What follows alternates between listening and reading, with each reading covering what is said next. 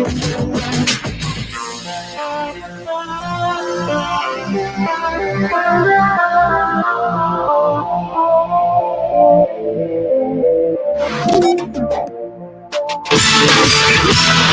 to experience the strongest radio allowable by law. Secrets will be revealed. Myths dispelled. From the studio gym where excuses never apply, it's Superhuman Radio with your host, Carl Lenore.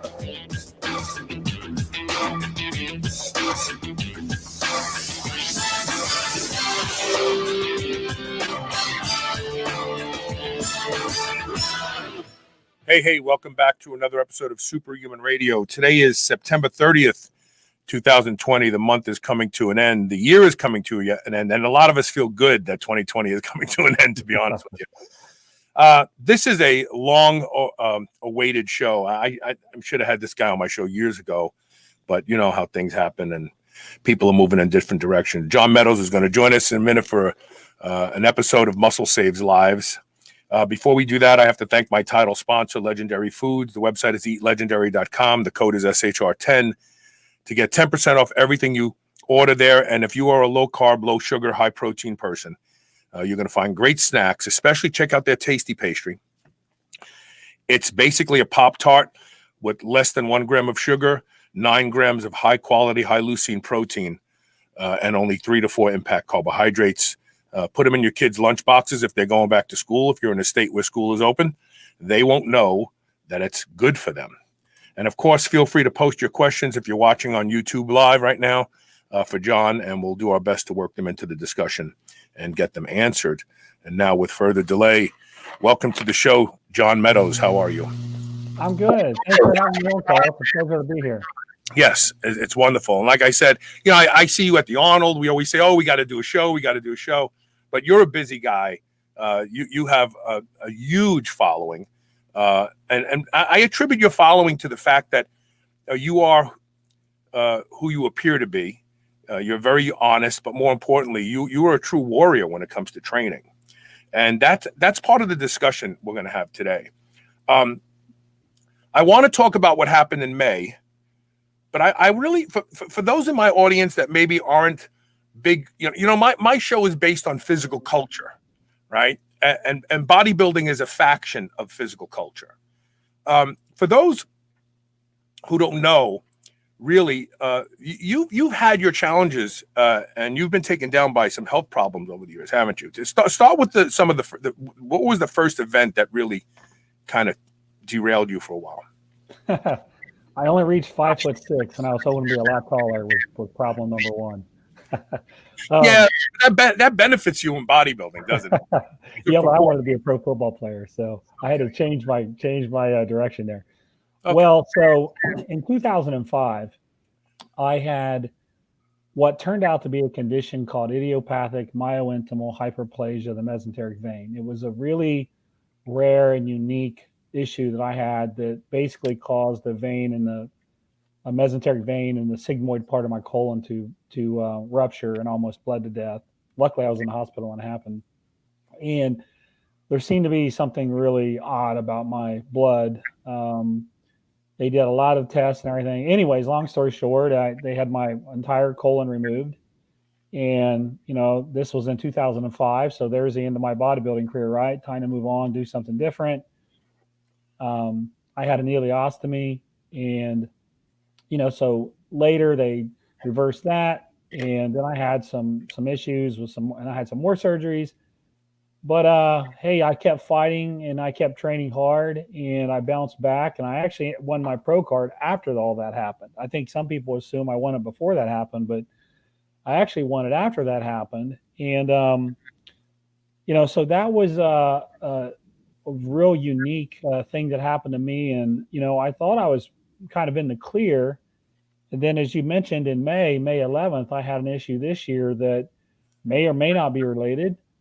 And I was training, all the gyms were locked down back in May, if you remember. And I was training in a little garage, and I was just doing a light workout. Felt some pain in my chest. Then I was out of breath. and I knew something was wrong. And then my arm started kind of tingling. And I was like, oh man, this is not good. Like these are the telltale symptoms of a heart attack. All right. So we called the ambulance, and they took me right into the cath unit in the hospital. And he said, yeah, your left anterior descending artery, the big daddy, the widowmaker, is 100% blocked All right. from a blood clot. So they didn't remove it. They gave me IV heparin, and it melted it. And, so the hope has been, okay, I survived that. It was a close call. Hopefully there wasn't too much damage to my heart, but there's some recent things that I think probably you and the knowledge you have, you're probably going to find this pretty interesting. And I'll try to keep it short. I feel like I've been talking already for an hour. No, don't keep it short. Talk. It's your show. Okay, so after I think it was 6 weeks after the initial heart attack, I went in and I felt great. I took 16 days off out of the gym. I was very tired after the heart attack. I was really tired. That's the most tired I've ever been in my life. And I got back into the gym very slowly, very easy cardio, little 15, 20-minute walks, very light weights. And over the course, of another several weeks, I was training pretty good and I was feeling excellent. So I went back in to get my checkup, and I was expecting the cardiologist to say, John, everything looks great. You're fine. I'll see you in 6 months.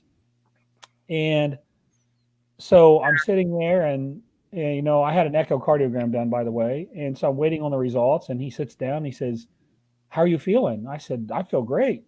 He says, are you out of breath at all? I said, no. He's like, how's your workouts? Are you still working out? I said, yeah, man, I've been training really hard. He's like, are you sure? Like, how's your performance? I said, I feel as good as I did before all this happened, to be honest with you. So he just keeps prodding me. I'm like, look, man, I feel great. Like, there's nothing feels off. So he said, well, your ejection fraction is 30 to 35%. And you have a blood clot in the apex of your left ventricle. So he said, when you had your heart attack, the apex, for those of you who don't know where it's at, it's the bottom of your left ventricle. And he said it was damaged from your heart attack. The point. Yes. And blood's not flowing. So now you have a clot in there, and your ejection fraction is very bad. And he said, now picture this, like I'm sitting there and I'm feeling great. And he says, at any time now that clot could move and you could have a stroke. Your ejection fraction is so bad. At any time now you can go into arrhythmia and you can die. And I would recommend you get a defibrillator implanted in your chest. So I'm like, oh my God, like in 2 minutes. What was your ejection fraction? So it was 30 to 35% per visual estimation. 35, below 35 is when they say that you really need auto defibrillator installed, yeah, right? 34.99 and below. And right.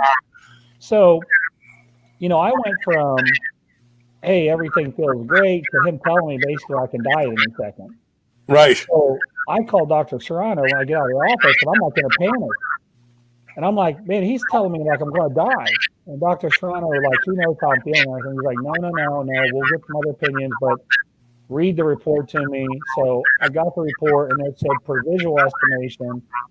And Dr. Serrano said, you know what? You should be getting an MRI, a cardiac MRI, or you should be getting a different scan that gives you more precise numbers. Yeah, because visual ejection fraction could be it could have a lot of margin of error. Yeah, and so I got 4 more opinions. One of them was Dr. Joel Kahn. Maybe you've read some of his books. He's world famous. He's up in Michigan. I got an opinion from a friend of mine that followed my YouTube. He's a cardiologist in Australia, and they all were pretty much telling me the same thing. They were all saying, you need to be taking the medication, which you are, for your blood clot, and your ejection fraction can still come back. And like you can't really, because I asked the doctor, the original doctor, I said, you sure like you can't improve? And he said, it's been 90 days. It's not going to improve. If it was going to improve, it would have already improved. Okay, I got to stop here, right? Because I want the audience to know something. This is weightlifting saved my life. I had a heart problem, and I saved my life by learning to lift heavy weight. There are 2 types of changes to the heart. There's pathological and physiological. When doctors look at somebody who has a heart problem, they put you in the category of pathology immediately, because that's all they see. They see schlubs who sit on the sofa. They don't move. They have sleep apnea. It's uncorrected. They have high blood pressure. They have all these problems. Their heart gets blown out of shape like a balloon. They end up with clots. They end up with rhythm issues. That's pathology. That means you're dying. You're pathological. It's just getting worse and worse. But those of us who lift weight, we experience something called physiological changes to the heart. They look like pathological, by the way. To the untrained physician's eye, and most of them don't look deep enough. They look at the report and they go, "Oh, this is pathology," right? They look at you and they probably think, "Oh, drugs and what else?" And blah, blah. But physiological changes to the heart are upregulations. They're leveling up of the heart. When Valsalva, every time you squat, me, everybody in the audience, we squat. We start out 125, and over the course of a decade, we're squatting 500 pounds. Every time we do that, there's signals that go to the blood vessels and to the heart that go, this schmuck's going to do this again next week. We need to start increasing the strength of the plumbing. We need to make the pump stronger. And that process takes years to happen. Those are physiological changes. The wall doesn't get thicker. The sinus gets bigger because it wants to handle more blood. And a pathological heart, the sinus gets smaller because the wall gets thicker because this person isn't doing anything. So doctors are, and I said this to you off the air, they don't take into account the difference between someone who lives an athletic life and somebody who lives a schlub life. And that's a huge thing. The reason that you don't feel anything is because your heart is a super pump. It's already a super pump. You take a 250 horsepower engine and you detune it and you lose 10% horsepower, you're going to feel that. You take 1,000 horsepower engine and you detune it and you lose 10% of your horsepower, you don't feel that because you got 1,000 horsepower. So now you have 9. Okay, big deal, right? So the physiological heart, the heart that's undergone physiological changes can overcome. That's why he can't believe, like, gee, your heart's not pumping right. You don't feel anything? No, because the part that is pumping right is doing the work for the part that's not pumping right already. So go ahead. I'm sorry. I had that's interesting to hear because that's exactly what Dr. Serrano told me. He told me the same thing you're telling me. And one of my good friends, Scott Stevenson, he said the same thing. He said, the doctor doesn't understand, like, you have been training your butt off for literally 35 years. He doesn't understand the thousands and thousands of sets that you've done, pushing yourself, how well you can oxygenate your blood. Like, he doesn't understand any of that.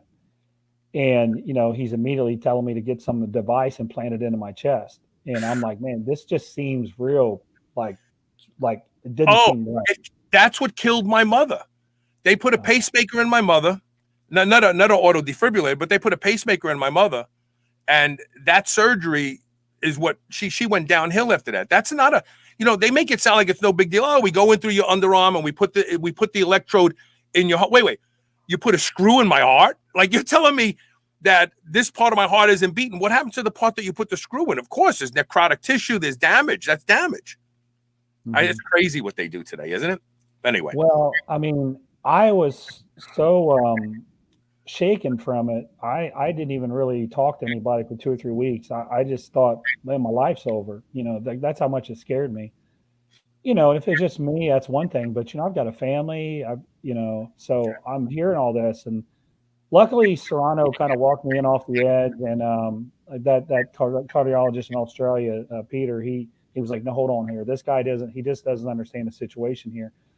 So anyway, so I changed cardiologists, and in fact, I see Serrano today, actually, in about an hour and a half. So now what I'm doing is I've got a cardiac MRI on Friday that'll give us a better look, that'll show what's damaged and not damaged. And, so I'm hopeful, but I'm not making it up. Like, the first cardiologist, I don't think he even believed me when I told him how good I feel. I'm like, dude, I feel totally normal. Right.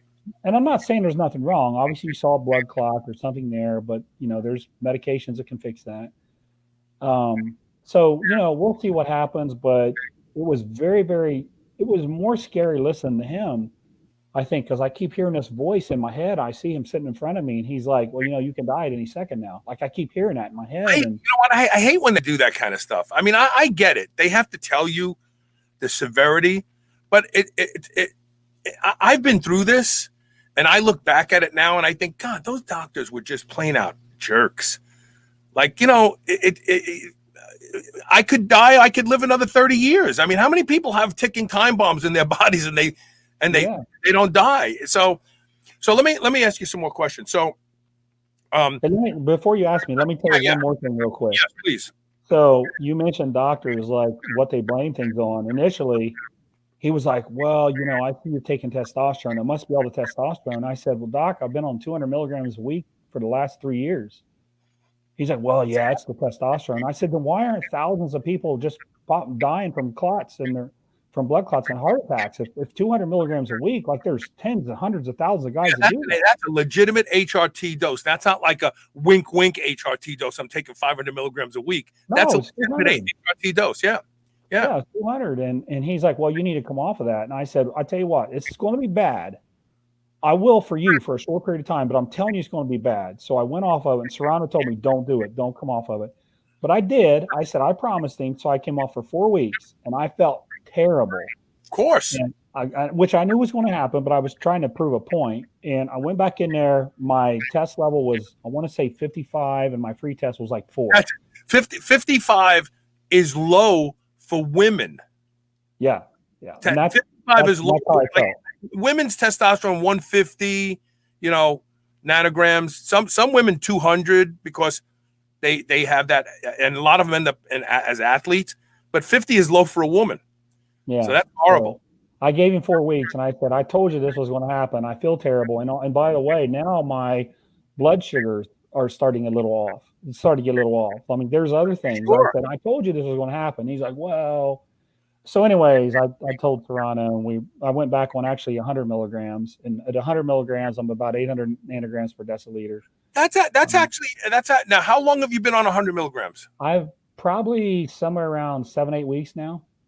Okay. All right. And so a lot of times when people go on 100 milligrams of testosterone, cypionate or enanthate is 70% testosterone and 30% ester.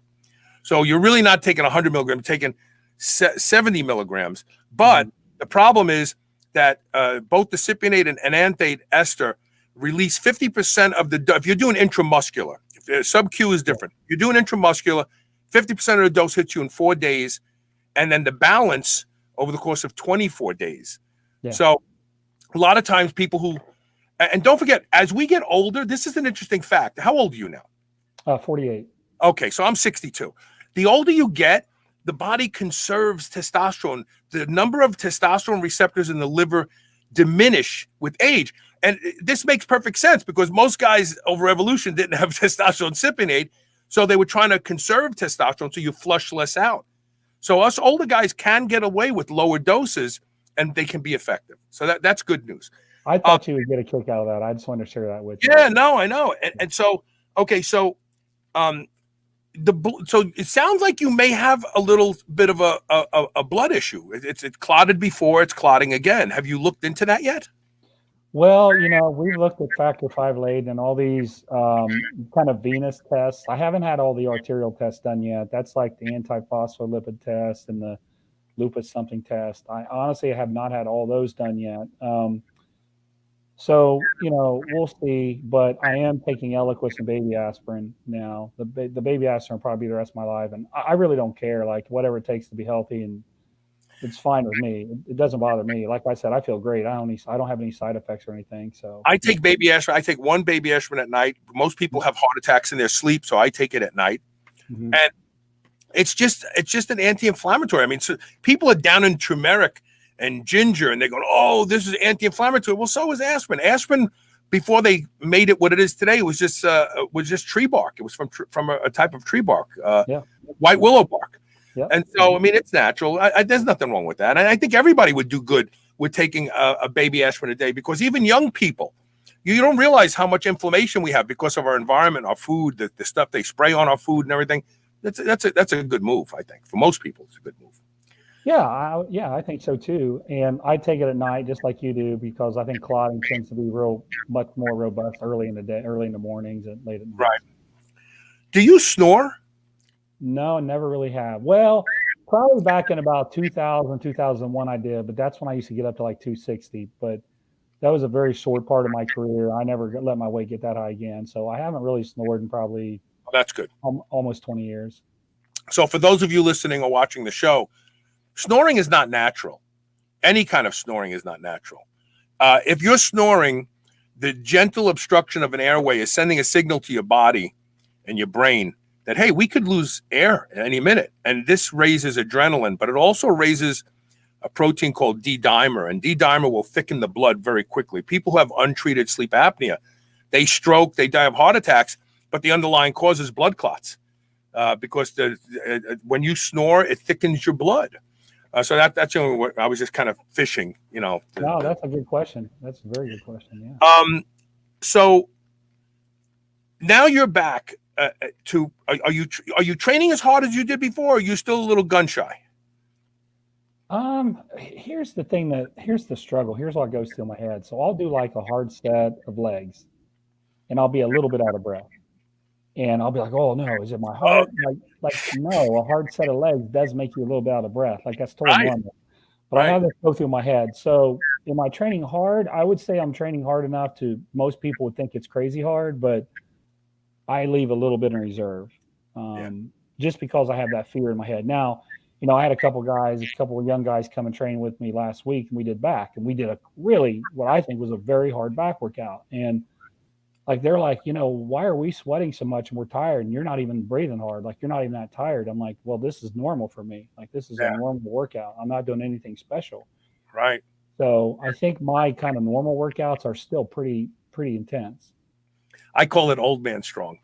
I did a little photo shoot the other day, and so I did some, and I haven't done any dumbbell rowing at all. And actually, I'm in the worst shape of my life. I'm actually, I'm getting help from a friend of yours, Bill Tocco. Oh yeah. With my diet, and I'm going to try to recapture. I had a couple surgeries. I've had a lot of injuries, and they just derailed me for a couple years. I've lost all my lower body strength and muscle mass. In fact, my pants fall off because I have no ass anymore. So it's horrible. But I just grabbed a couple 100-pound dumbbells and I just started rowing them. And I'm not leaning on a bench. I mean, I got one hand on my knee and I'm bent over and I'm rowing them. And the photographer goes, "Can you hold it? Like, can you stop at the top?" And I'm saying, "Yeah, sure." And I stop and I'm like holding it there. Like now it's probably like 10 seconds. I'm like, "Can I let it down now?" But I've been blessed. I've been blessed with strength, and I'm hoping it's going to get me back to where I was. But I call it old man strong. Those of us who've trained for long enough, we can elicit that strength when we need to. So, what about cardio? Do you do cardio? I do. The only thing is I have a hard time getting my heart rate up into that 140, 150, 160. I mean, it takes. The challenge I have, Carl, is I've got to go so hard to get my heart rate up. Sometimes it just literally burns my leg. It's almost like I'm doing a high rep set of leg presses. Like if I get on a piece of cardio equipment and I go hard, really hard, my legs are on fire. Like for instance, a treadmill. I have a hard time getting my heart rate any higher than 110 on a treadmill. And people are like, "Well, just crank up the incline." I'm like, "Yeah, but then my calves burn so bad. All I can feel is calf pain and burning. That's not the effect I'm after." So I do cardio, and then I mean, obviously after a heart attack, they put me on a beta blocker, which brings everything down too. But so I do cardio, yes. So was it hard to get your heart rate up before this cardiac event?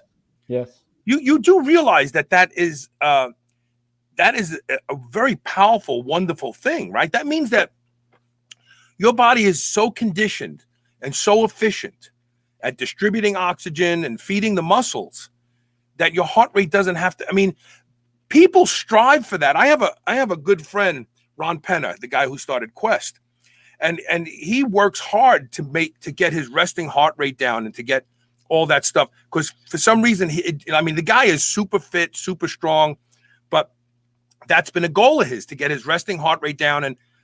But you have that, obviously. I'm thinking your resting heart rate is what, in the 50s? 58, 59.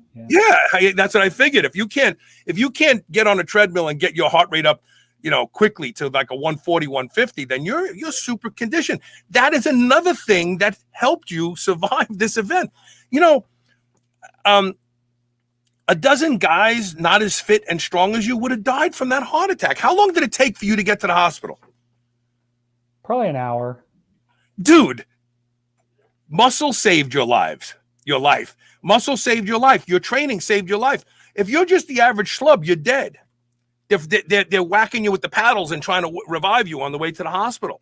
But because your heart is so used to those leg sessions that this heart attack couldn't take it down. It was like, okay, we're just going to work through this, because that's what you do when you got that weight on your back. The Valsalva's going up, your blood pressure's going up, your heart is fighting to keep beating. You actually trained to live through a heart attack.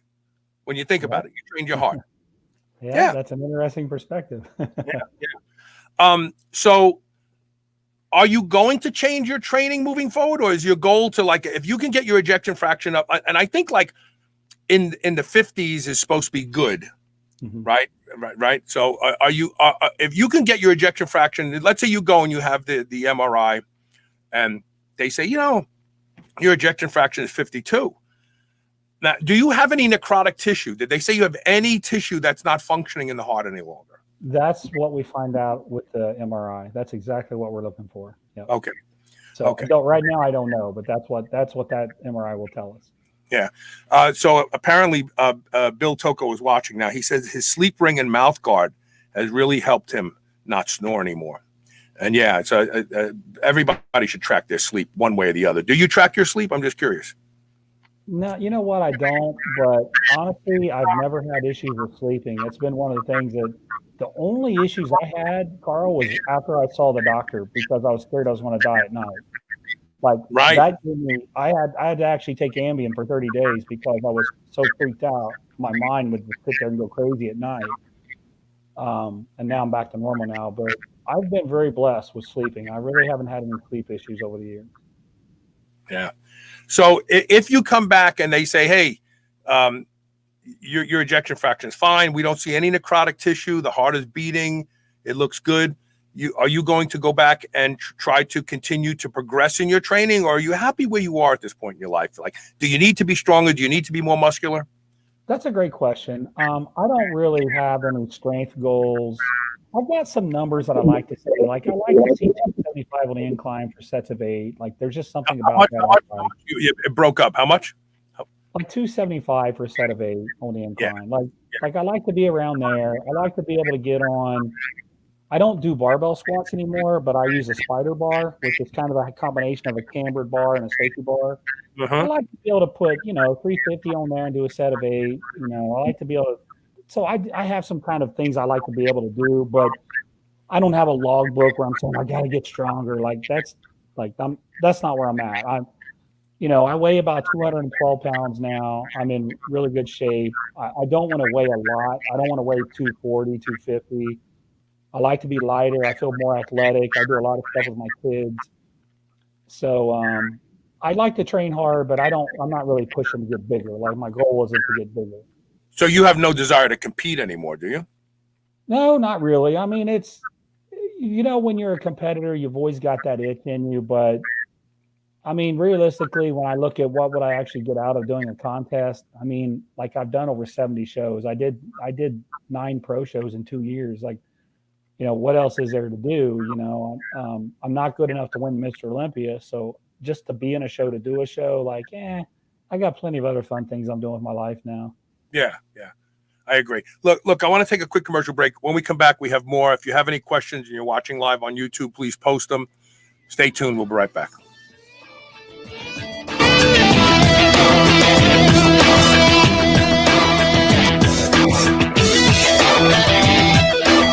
Do you remember those delicious toaster pastries you had when you were a kid? The rectangular sugar-filled snacks? Well, guess what? Legendary Foods has just made low-carb toaster pastry. This is the first of its kind, and honestly, these things are amazing. They have 3 to 4 net carb, less than 1 gram of sugar, and 9 grams of protein. You can eat them right out of the wrapper or lightly toast them. The only question is, which flavor? Strawberry or brown sugar cinnamon? They're available at eatlegendary.com and Amazon. Mind Bullet is a kratom product derived from the coffee family to boost energy and creative juices. Mind Bullet comes in both pill and liquid form for the ultimate pre-workout supplement. When needing a little pick-me-up or to get through the morning fog, Mind Bullet will set your productive course fast. Go to shrnetwork.biz/mindbullet, all one word, today, and save 20%. No subscription required. That's shrnetwork.biz/mindbullet. Get yours today. New Mass Pro Synthogen X2 just upped its own legendary game. To distance itself even further from the rest of the pack, Synthogen X2 now has double the key active ingredients. If you've ever wondered what steroid-like recovery feels like, Synthogen X2 delivers. See why others compare it favorably to powerful bodybuilding drugs at synthogen.com. Mass Pro Synthogen. When you train with it, you'll gain with it. Are you still on the fence about Body Protection Complex BPC Oral from drseeds.com? Listen to Maggie Kuhn, one of the owners of the C-Bus Lifting Company gym in Columbus, Ohio. I had been having some nagging tendon issues that weren't injuries, just things that were annoying. You know, I'm 58 years old, so just older tendon kind of issues. For us powerlifters, you know, we really don't stop training when we have just nagging issues. We just kind of keep pushing through. And I started the BPC. What I noticed was I was doing some heavy tricep stuff that would have killed me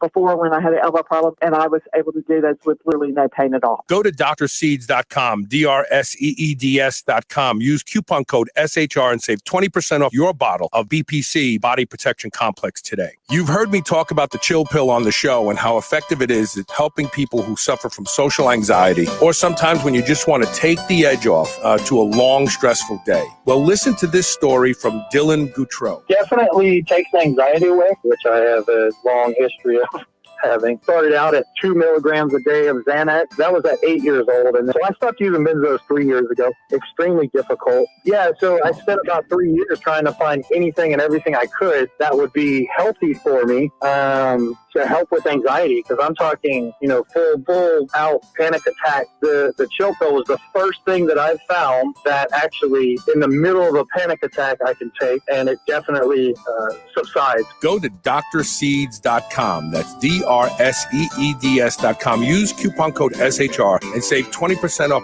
your first bottle of the chill pill. Check it out. I promise this is one supplement that delivers.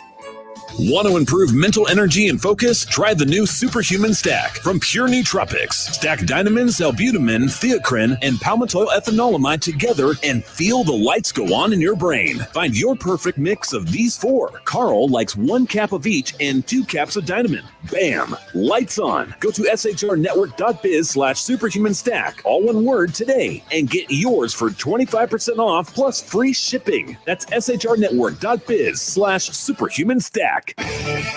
Move over, superheroes. This is the Superhuman Channel.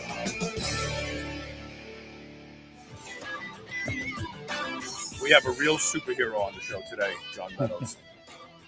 John, just curious, off the top, how did the Mountain Dog thing come up?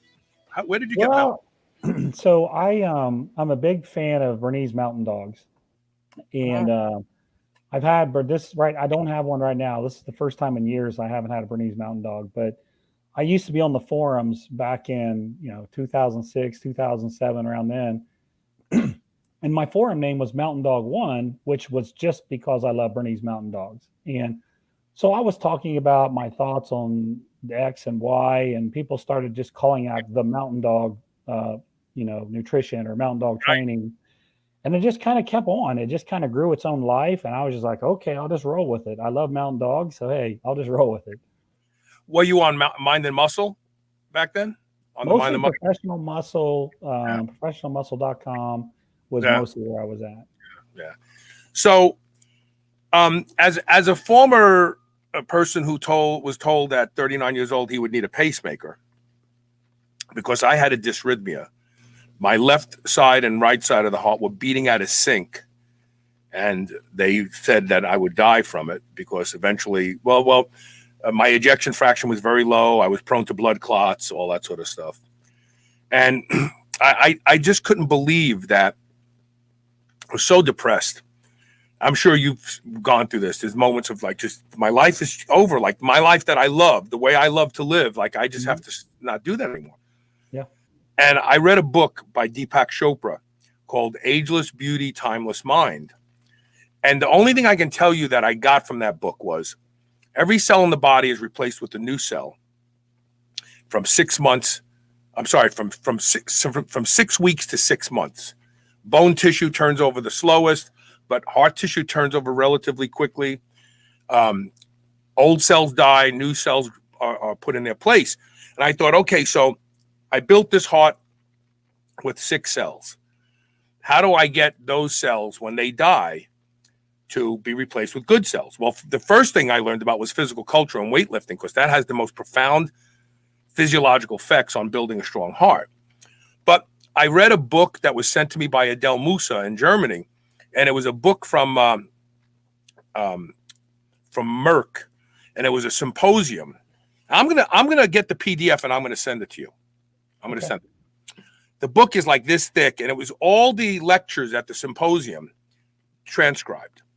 And one of the lectures was about neonatal gene sets, turning them on so that the heart could be repaired. And one of the studies, they took an aortic clamp on rodents, and that's how they create back pressure to create changes in the heart, like cardiomyopathy and so on. Mm-hmm. And then they took one group and they applied the aortic clamp and they injected them with saline. The other group, they applied the aortic clamp and they injected them with IGF-1. And IGF-1 has the ability to turn on neonatal gene sets in the heart and actually withstand the damaging effects of those hemodynamic changes. Mm-hmm. And then they showed others that they showed how so the tissue, necrotic tissue, changes the way the cells are lined up, and it becomes like almost like striated muscle instead of smooth. And applying IGF-1 actually can reverse that. So would you ever consider talking to your doctor or Dr. Serrano? I've heard his name a lot over the years. Dr. Eric Serrano, right? Mm-hmm. Yes. I mean, you need to, I'm going to send you this PDF of this book. It's a big book. I'll find it this week and I'll send it to you. But maybe talk to him. What about using a therapeutic doses of growth hormone? Well, he actually wants me to do therapeutic doses of growth hormone. That's exactly what I do. There you go. Yeah. There you go.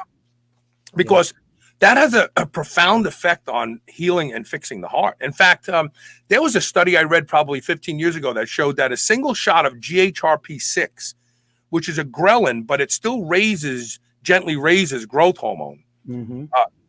Within 6 hours, within 6 hours of an ischemic event, protected the person from actually developing the changes in the heart from the heart attack. Yeah. And the other thing that does that is thymosin beta 4. Right. I actually think I sent you some information, message you. So would you be open to experimenting with some of those things? Well, I think I'm ahead of you here because I did. I used the thymosin beta and I used the BPC 157. Good. And I actually got it from the clinic you recommended. So good. I did do that. Excellent. And, I did do that. And I asked Dr. Serrano about the GH, and he said, yeah, I want you on a very small dose, but a small dose will be very beneficial for your heart. So I do two IUs 5 days a week. That's me. That's the A4M method. That's the anti-aging method. 2 IUs, and that works perfectly because the vials are 10 IUs. So the other thing is, I've been talking about this a lot lately. I'm 9 days caffeine free, and that's a big deal for me because I've abused caffeine for decades now. And so I've had to come up with different alternatives for pre-workouts. Dr. Steven Sinatra wrote the Sinatra Protocol. Yeah, so I'm very familiar with that. So acetyl L-carnitine, D-ribose, magnesium, and CoQ10. But I found if you add niacin to it, like slow release niacin, it's an amazing. I mean, I get into the gym now without caffeine, and I train harder than I did with caffeine. Are you using any of those as well? So I used the big one. I used the CoQ10. I actually use more than they told me to use. I actually use 600 milligrams a day. I do too. I can't believe it. That's funny. Yeah, I do too. I use 3 grams of L-carnitine, and I use 10 grams of ribose before I train, and 10 grams before I do cardio. The magnesium I had to back off on because it was giving me diarrhea so bad. Yeah. And the other thing, the niacin I take at night, and what I do is I take my baby aspirin, and then about an hour later, I take my niacin and I eat a green apple, and I have no flushing from it at all when I do that. Now, are you taking normal nicotinic acid, or are you taking the time release one? The 500 milligram that slow releases. I take the slow release one. Yeah, it's great. Yeah. That's what I did too. Okay. Yeah, so you're really on top of this. I mean, you've done your research. Man, I'm on top of everything. Like, what's funny is I'd never heard of the Sinatra guy, and then I was talking with Joel Kahn, who's the very well-known cardiologist up in Michigan, and I told him my supplement regimen. He was like, "Did you get that from Sinatra?" I was like, "No, I got it from Serrano." Serrano sent me a really good paper on supplements that can actually help, and those were the things that were in the paper. Right. And there were some other things in there too. I think there might have been some hawthorn berry in there too, some other things. But those were the main ones. Like the main one was the CoQ10, carnitine. Now I take a pretty good dose of carnitine because I've never found it to be that bioavailable. In fact, I considered getting some injectable carnitine. I actually used that for fat loss when I was competing. But yeah, so that's what I've been doing actually. So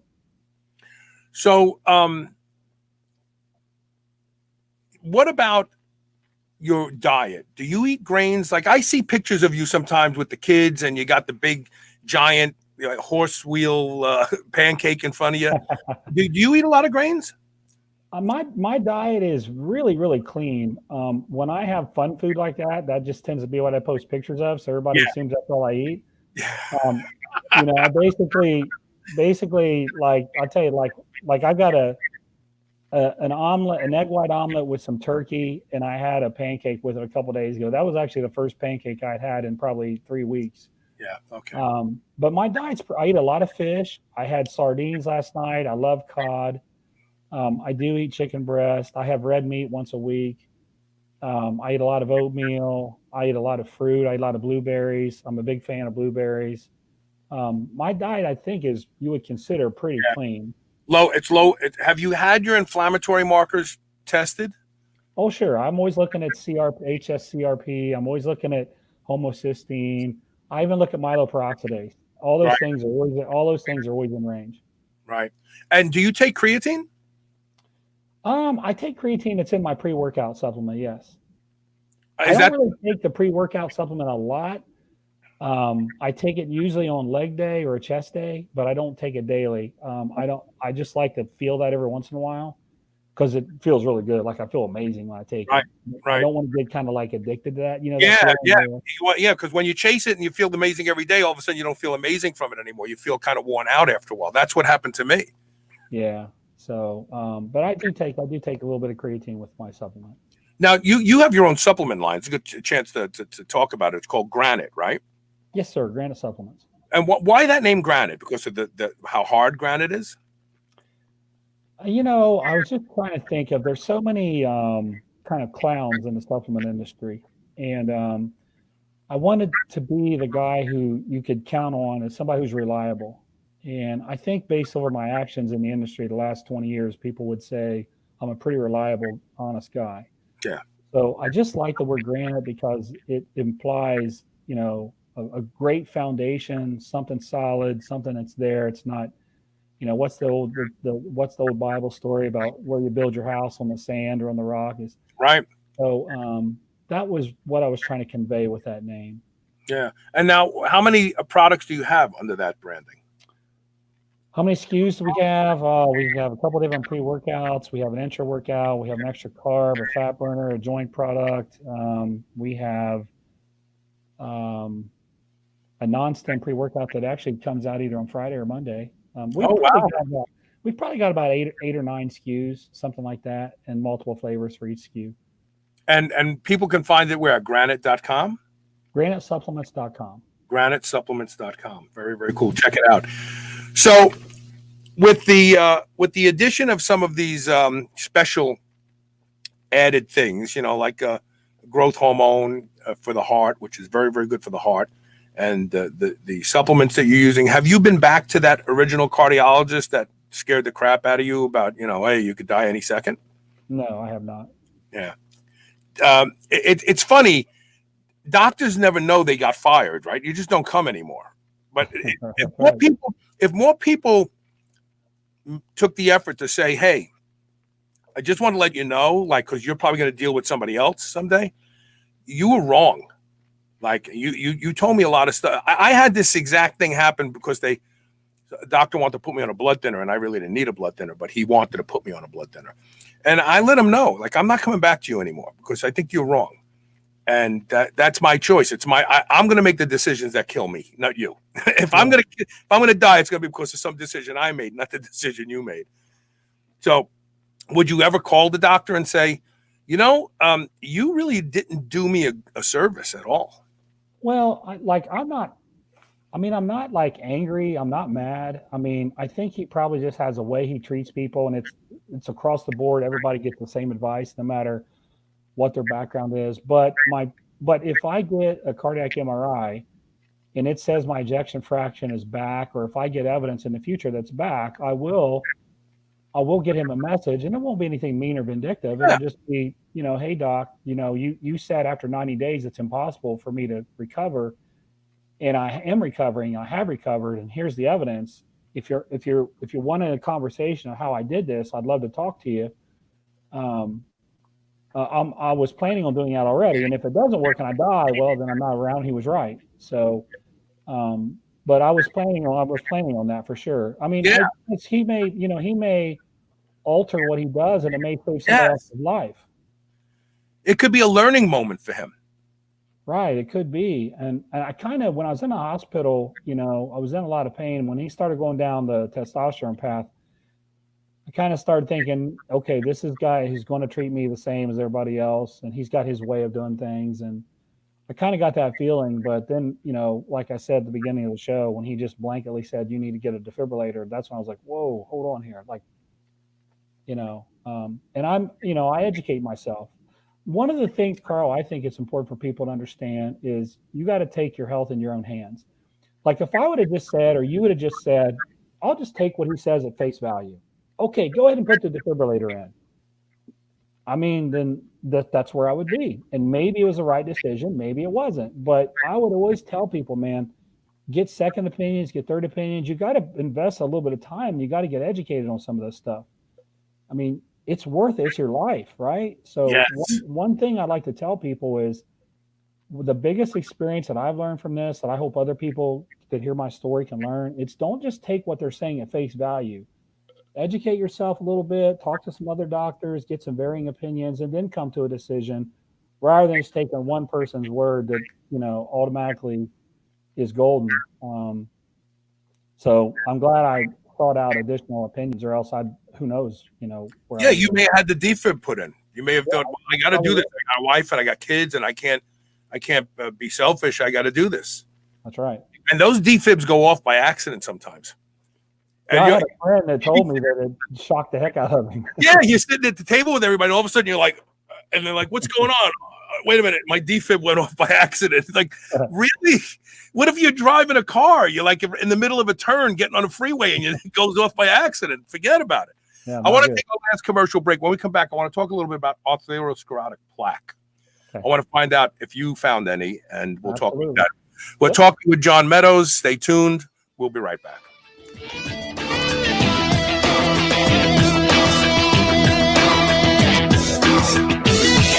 I love beef. And if you love beef, listen up. I've discovered the best tasting beef in the world, and that's not an exaggeration, at Piedmontese.com. The Piedmontese breed is famous from Italy for being lean and unbelievably tender, with half the fat and calories of traditional beef. Even typically tough cuts are tender when it comes from the Piedmontese cows. And for the first time ever, Piedmontese cows are being raised here in the USA. Get 25% off all beef and free shipping on orders of $100 or more at Piedmontese.com with code SHR. Go to Piedmontese.com and use code SHR today. You will never eat any other type of beef ever again. Hey, this is Carl Lenore, founder and host of Superhuman Radio. We are the longest running health, fitness, and longevity podcast in the world, with our first episode airing in November of 2005, before the word podcast even existed. We have an ever-growing audience of listeners that invest in their health and fitness. They're incredibly knowledgeable and passionate, and they know, like, and trust the show. I like to recommend products and services to them that fulfill their needs. So if your target audience is people looking to live happier and healthier lives, then the Superhuman Nation wants to hear from you. I'm Carl Lenore, founder and host of Superhuman Radio. Thanks for stopping by. Whether your goal is to build muscle or burn fat, you'll find everything you need at Redcon One. Need help getting a good night's sleep? Try Fade Out, or the most popular pre-workout supplement on the market today, Total War. Sign up for their new Transformation Challenge and win $10,000, or shop for apparel that people at the gym will know that you are serious about your training. Need a testosterone booster that works? Check out Boomstick. Whatever you need, you'll find the best quality supplements on the market at Redcon One. Go to redcon1.com. That's REDCON, the number 1.com, or go to superhumanradio.net and click the Redcon One banner ad today. Everybody wants to feel better, be healthier and happier. If you don't sweat profusely on a regular basis, you won't feel as good as you could. Studies have shown the power of infrared sauna. Infrared penetrates 1 to 2 inches into the body. It helps those with back pain, fibromyalgia, arthritis, depression, and anxiety. Patients get relief from infrared sauna. The Good Health Sauna has been shown to be an exercise mimetic, conveying many of the same benefits as cardio. There are a lot of reasons people buy a Good Health Sauna, but the bottom line is you will be a much happier, healthier person by using the Good Health Sauna every day. You'll crave it, you'll love it, and it will be the best purchase you have ever made. Good Health Saunas provide commercial-grade saunas for in-home and commercial use, backed by the best lifetime warranty in the industry. Unmatched customer service and the best financing makes owning one easy and will fit any budget. Go to goodhealthsauna.com/superhumanradio to learn more and save 25% off. Chronic stress leaves us tired, distracted, and physically vulnerable. Apollo Neuro is here to help you take control. Apollo Neuro is a new wearable that trains your nervous system to be more resilient to stress. Apollo's gentle vibrations use your sense of touch to help you recover from stress, going from fight or flight to rest and digest, so you can relax, get to sleep, focus, and stay healthy. Developed by physicians and neuroscientists, Apollo Neuro has been tested in multiple clinical trials and is proven to improve heart rate variability, the key biometric of stress. Special offer for friends of Superhuman Radio. Try Apollo Neuro today and get 15% off your purchase at apolloneuro.com/superhuman. That's APOLLONEURO.com/superhuman. Quest Nutrition makes bars, cookies, chips, and pizzas out of complete dairy-based proteins. Our products minimize net carbs and sugar without sacrificing taste. Each delicious chocolate-flavored chip, cookie chunk, and crunchy crumble is custom-made to maintain Quest macros. It's time to enjoy foods that work for you, not against you. It's time to enjoy your Quest. You're listening to the Superhuman Channel. Don't hate us because we feel good. Welcome back. So, if you'd like a sauna of your own, just go to the URL shrnetwork.biz/free sauna and enter today to win a $5,700 3-person infrared sauna from Good Health Saunas. Once we get 300 entries, we're drawing. So this is going to be, your chances are good. Again, shrnetwork.biz/free sauna to enter to win a $5,700 3-person infrared sauna. Check it out. The folks over at Cerebral Entertainment are watching the show today, and they said that they're really looking forward to today's show. And then I just got a text from Kirkland Warletti, who said, he says, tell John that his video he did after his heart attack on supplements is why I got back using Ribose pre-workout. So there you go. So if I would have read that, I would have known you were already on it. So let's talk about arteriosclerotic plaque. Did they find any plaque in you, John? So I had a calcium score test done a couple years ago, and if you're familiar with that, there's four scores that you get based on the arteries that they look at, and mine was a 0, 0, 0, and an 18. My 18 was in the wasn't any of the left ones. It was any of the other ones. Superior. It was one of the right ones. An 18 is minimal. So my total Gatson score was an 18, which doesn't. You're not going to find any cardiologist to worry about an 18. Well, once you get 100, 200, then you got some issues. I also had transesophageal electrocardiogram done, where they literally stick a camera down your throat into your heart and look at it. and they said they found little teeny tiny amounts consistent with somebody my age, but they had zero concerns. I don't have coronary artery disease, and so just not a factor. So you do these types of tests often, it sounds like, huh? Oh yeah. So you're the atypical bodybuilder. Well, most bodybuilders get blood work done. So I mean, you know. I think I understand. I mean, when I was younger, I remember thinking I'm not getting blood work done because I'm scared of what the results are going to be. Like I don't want to see it. Luckily, I started working with Serrano in 1999. He kind of made me do all that stuff, so I got a truckload of blood work. But for me, like my I wasn't raised by my biological family, but my mom and dad. My dad, I don't know who he is, but I heard he died of a heart attack like in his early 40s. I heard my biological mom, I know she had a heart attack in her late 30s. So I've always thought, I don't have genetics working for me probably, so I need to be very careful about what I'm doing.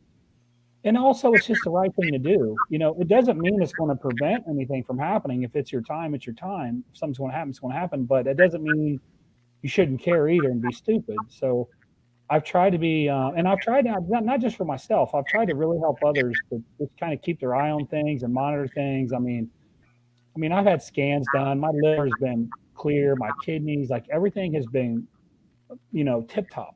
No issues at all. Right. So I put a lot of effort into trying to stay in one piece. So, do you get out in the sun a lot? You're fair skinned. I'm thinking you don't. Yeah, I have this year because I coach football and it's been hot outside.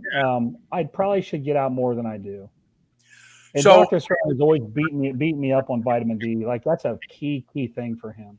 Yeah, but see, I was going to say, vitamin D is important. Don't get me wrong. I mean, I just wrote an article. I wrote an article in March about the sun and vitamin D and COVID. And like before anybody was talking about it, I wrote this article. And now everybody gets it. But anyway, Yeah. But there's a hormone made in the skin that may be more important than vitamin D in conveying protective effects for the heart.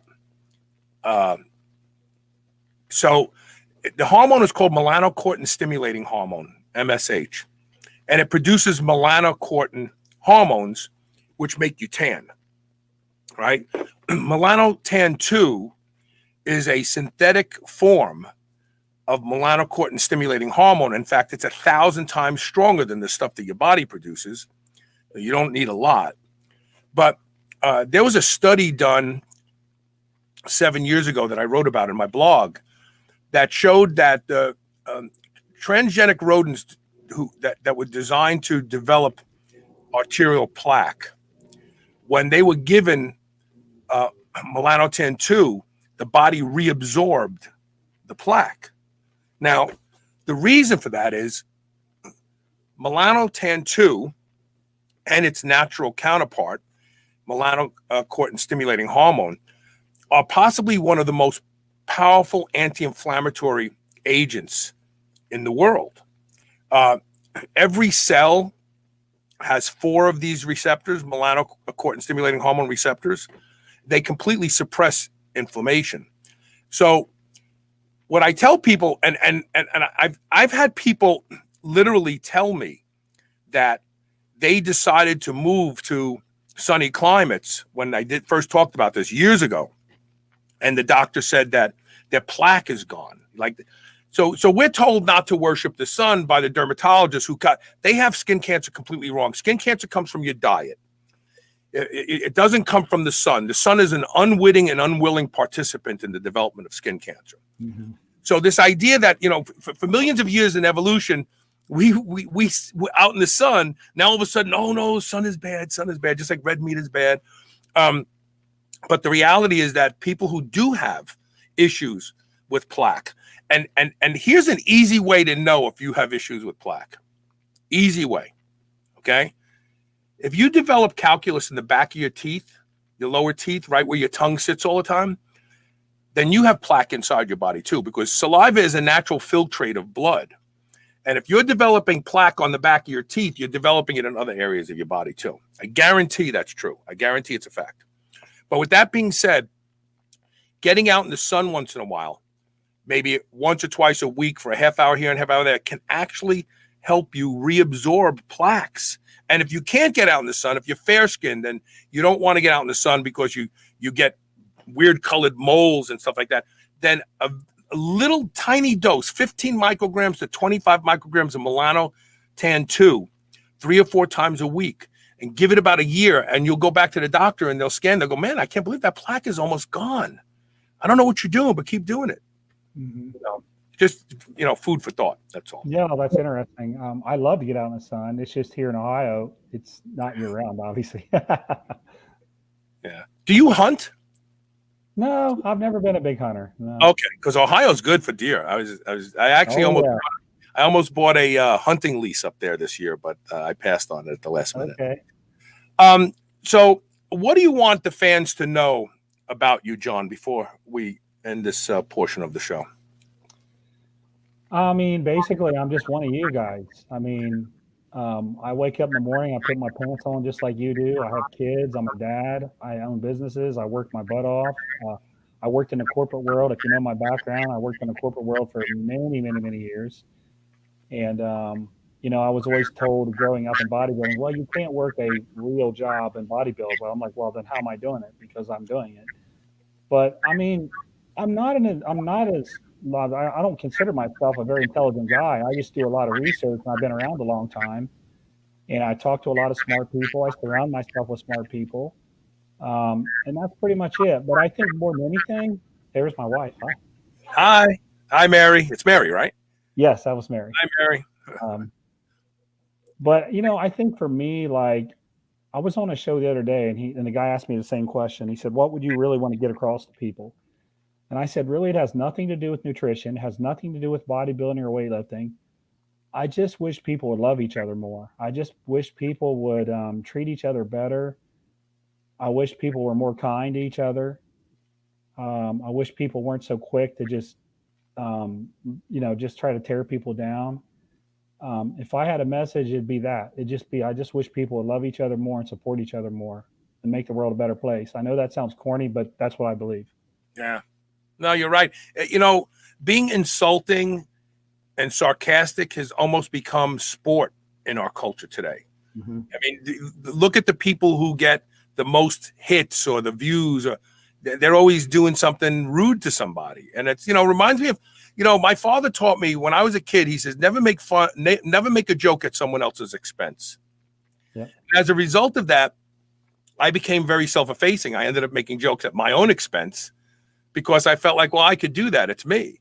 Yeah. But it's true. And today we have too many people that are too willing to trash other people to become popular. Everyone that I know, when I told them that you were coming on the show, they all said the first thing out of their mouth, oh, he's a great guy.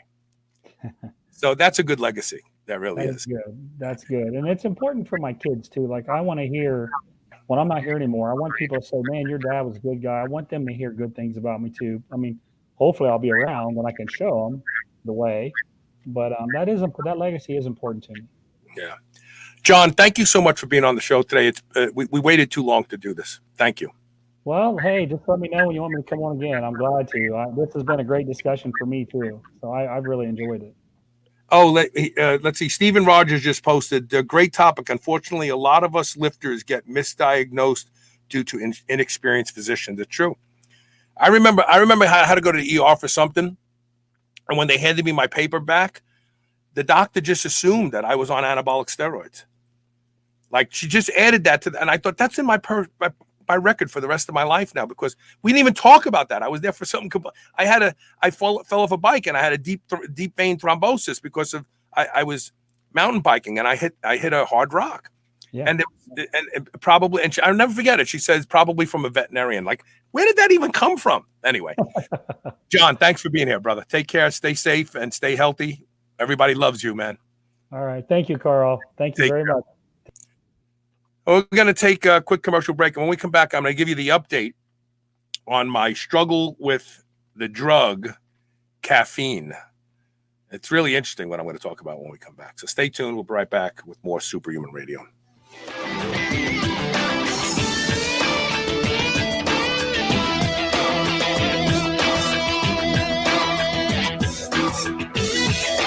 Want to improve mental energy and focus? Try the new Superhuman Stack from Pure Nootropics. Stack Dynamins, Albumin, Theocrine, and palmitoyl ethanolamide together and feel the lights go on in your brain. Find your perfect mix of these four. Carl likes 1 cap of each and 2 caps of Dynamin. Bam! Lights on. Go to shrnetwork.biz/superhuman stack, all one word, today, and get yours for 25% off plus free shipping. That's shrnetwork.biz/superhuman stack. Whether your goal is to build muscle or burn fat, you'll find everything you need at Redcon One. Need help getting a good night's sleep? Try Fade Out, or the most popular pre-workout supplement on the market today, Total War. Sign up for their new Transformation Challenge and win $10,000, or shop for apparel that people at the gym will know that you are serious about your training. Need a testosterone booster that works? Check out Boomstick. Whatever you need, you'll find the best quality supplements on the market at Redcon One. Go to redcon1.com. That's REDCON, the number 1.com, or go to superhumanradio.net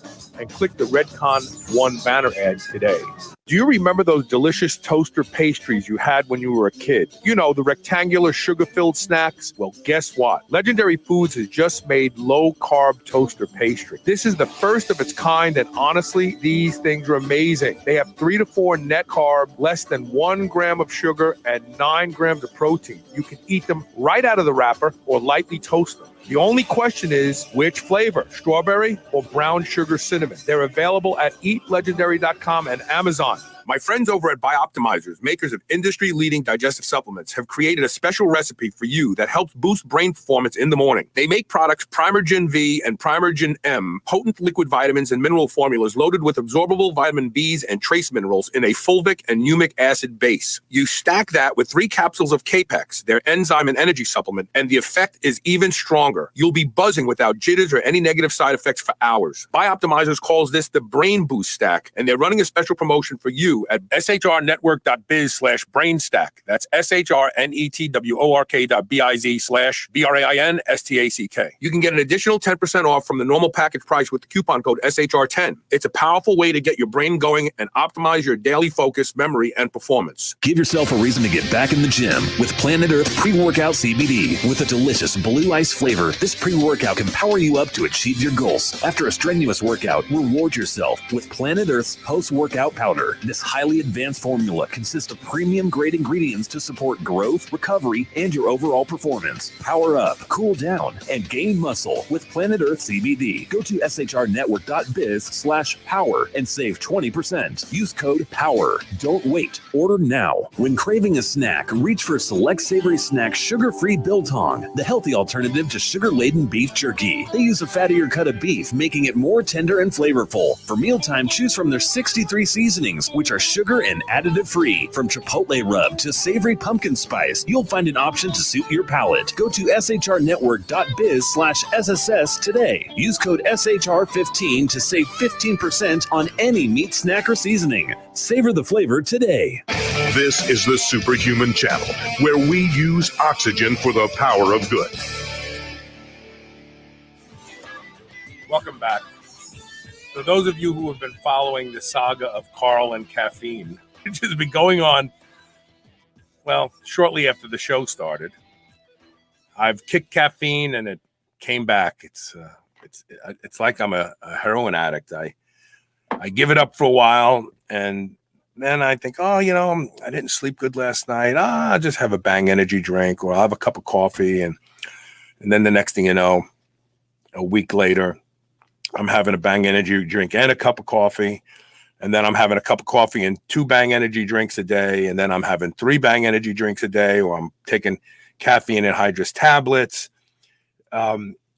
It's been hard for me to kick caffeine. It's really been in my life for a long time. And I realize now that it's actually damaged me. It really has, because there's times where I probably shouldn't have trained that I did anyway. I took my body hostage and made it do the work that I shouldn't have done. So today is officially 9 days. I thought it was 13, but it's 9. Today is officially 9 days caffeine free. And I can tell you that about 4 days ago, so when I first stopped the caffeine, I felt horrible. It was like 2 or 3 days. I just couldn't move. I felt so weak, like I couldn't activate the muscles. This past weekend, I trained 4 days. I trained legs, back, chest and shoulders, and then legs again. And then I took off today because I didn't sleep good last night. I'm in bed at 9 o'clock. I am such a boring person. I don't have any social life. I just love being with Elisa. I'm very, very happy with that. But I'm in bed at 9 o'clock every night as a rule. I like to read a little bit and then doze off to sleep. However, last night I stayed up to watch the debates, and I wish I didn't, to tell you the truth. I wish I didn't because it's just theatrics. Everybody's made their decision on who they're going to vote for. Nobody changed any minds after watching that. Be honest. This country is so divided that there's nobody scurrying across the line back to this party or to that party. And I really should have just gone to bed at 9 o'clock. But I stayed up, and then by the time I got in bed, and by the time I did my red light therapy, and by the time I read a couple articles, hey, Peter Rouse is here. Hey, Peter. Good to see you. By the time I did all the things I do before bed, drink my potion, I have a magnesium, glutamine, deglycerized licorice drink that I make. I take my shots. I take 66 IUs of oxytocin. It's a whopper, by the way. Gives you a head rush. I take 220 micrograms of both GHRP6 and CJC 1295. And I take half a milligram of mechano growth factor to go to bed. And by the time I do all that stuff, it's midnight. And I finally got to sleep at midnight. Take care, Brian. I finally get to sleep at midnight. And, I'm not one of those people that because I went to sleep late, I can sleep in. I used to be able to do that when I was young. But no matter what I do, I wake up 5:30, 6 o'clock in the morning. And so I didn't have any sleep, really, any quality sleep. And I told Elisa, I says, man, this is where I go wrong. This is where I go, I need caffeine to get through the interview. I need caffeine and I didn't do it. If I was gonna cave, today was the day. It really was. And I didn't do it. And I really feel strongly that today is the turning point for me. I am not going to need caffeine anymore. My training sessions have been so great. In fact, I've come to the conclusion that caffeine didn't help me anymore. And the reason for that is I feel like caffeine hyped me up too much adrenaline, and you're almost like frenetic. And now I'm like so much stronger all of a sudden than I have been in a while. And I just recently switched to body part training. I have a leg day, I have a pull day and a push day. And as I get stronger and stronger in those, then I'll probably segment it a little bit more. But I just trashed my legs. I just trashed my back. I haven't been able to feel that way where the muscles really, that productive feeling where your muscles feel like you really did something good to them in a long, long time. And now I'm starting to think it was because of caffeine. So if you have gut problems, if you're bloated all the time, I'm not bloated anymore at all. I don't belch in the morning when I wake up. I don't feel bloated after I eat meals. Stuff that used to bloat me doesn't bloat me. It's because I've gotten caffeine out. I'm telling you. And I've heard this is the most common thing. Since I started talking about getting caffeine, I've gotten messages from people. And the one thing everybody says is, I used to have horrible pains in my stomach. They're gone. I used to have horrible bloating and it's gone. Everybody complains about bloating. Are you drinking coffee? Are you taking caffeine? Are you using caffeine drinks? Because your stomach problems may be related to that. Caffeine affects the vagus nerve. It affects digestive motility. It makes sense that it's going to make you feel bloated. Makes sense. It opens up the esophageal sphincter and allows GERD to occur. But I really do feel like this is it for me. I'm not going to need caffeine anymore, because if I was going to use it, it would have been today, because I woke up this morning and I felt like somebody hit me in the head with a friggin' sledgehammer. I said to Elisa, I don't know how I'm going to get through today. And not only did I get through today, but I actually feel more calm. Someone said to me in a post on YouTube that they can always tell when I'm using caffeine and when I'm not, because when I use caffeine, I interrupt the guests too much. He still loves the show, he said, but he can tell. And I am definitely so much more mellow right now that I stopped using caffeine. I'm telling you, give it a try. If you're somebody who's dependent on caffeine for a long time, you got to have your coffee. And if you're somebody who says, oh, I got to have my coffee in the morning, get started, that's a sign. So I'm not using anything right now, not nootropics, nothing, because I just want to get my body back to baseline, to where it would be without any type of chemical influence at all. I was going to start microdosing. I'm even going to put that off probably for about a month, and then I'm going to start microdosing again. But I really think caffeine is a big problem in our population today. And I think that a lot of people don't understand it because they haven't been without it long enough to feel the differences. I wonder what they gave Joe to keep him awake during the debate. I have a theory on that. It's funny you should say this. I think they put Joe on the ketogenic diet. I think maybe they got him some ketone esters. He definitely looks leaner. And we know that ketones take people with dementia right out of it, and make them more cognizant and cognitive. So my bet is it's not drugs. I'm betting that they put him on the ketogenic diet and they give him ketone esters. That's mine. He says, just woke up drinking my coffee. Well, it works for you. Some people they're not affected by it, but it definitely doesn't work for me anymore. And I feel a lot better without it. But anyway, so I will keep you posted. I will not fall off the wagon this time. I will not use caffeine again. And if I was going to, it would have been today. I was walking through the grocery store, picking some things up to bring here to eat. And I walked right past the Bang energy drink. And I looked at it and I said, not doing it. And I just kept on going. That's willpower, because I'm an addict when it comes to caffeine. We have good shows the rest of the week. I hope you can tune in live. Please share the shows. Help other people learn the things that you already know. And we will see you tomorrow with more Superhuman Radio. Remember, muscle is metabolic currency. So get into the gym and make a deposit today. See you tomorrow.